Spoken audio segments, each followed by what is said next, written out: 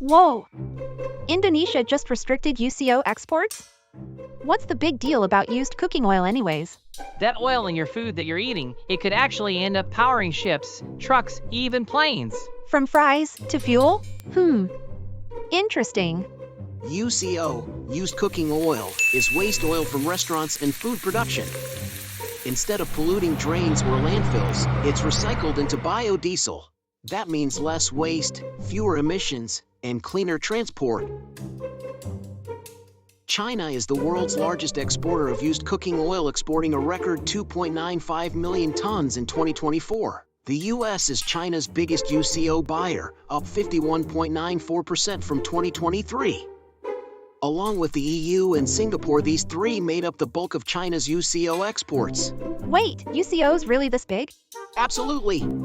With governments fueling the shift to cleaner energy, demand for UCO is surging and prices soaring fast.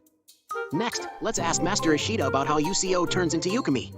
UCO is first filtered to remove impurities, then converted into biodiesel, known as used cooking oil methyl ester Yukimi, through a chemical process called transesterification, where it reacts with methanol and a catalyst to produce methyl esters and glycerol.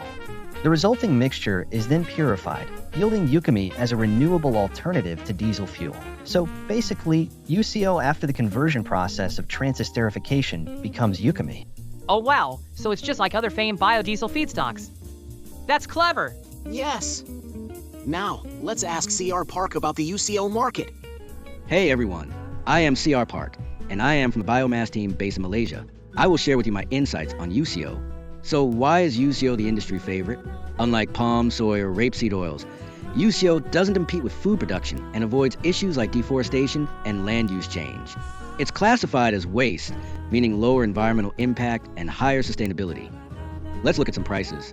In March 2025, FOB China UCO prices reached about $1,060 per ton, significantly up from around $940 in 2023, while Yukimi prices are at $1,175 compared to $1,050 in 2023.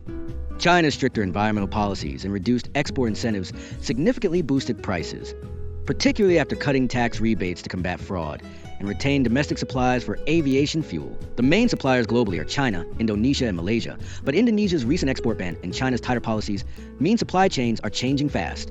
With limited global availability and soaring demand, it's clear why UCO is becoming the new liquid gold in the biofuel market. Whoa! This little bottle of fryer oil might be more useful than you think. If you may wish to find out more about how other feedstocks turn into biofuel, check our video on What is Fame. Don't forget to like, subscribe, and stay tuned.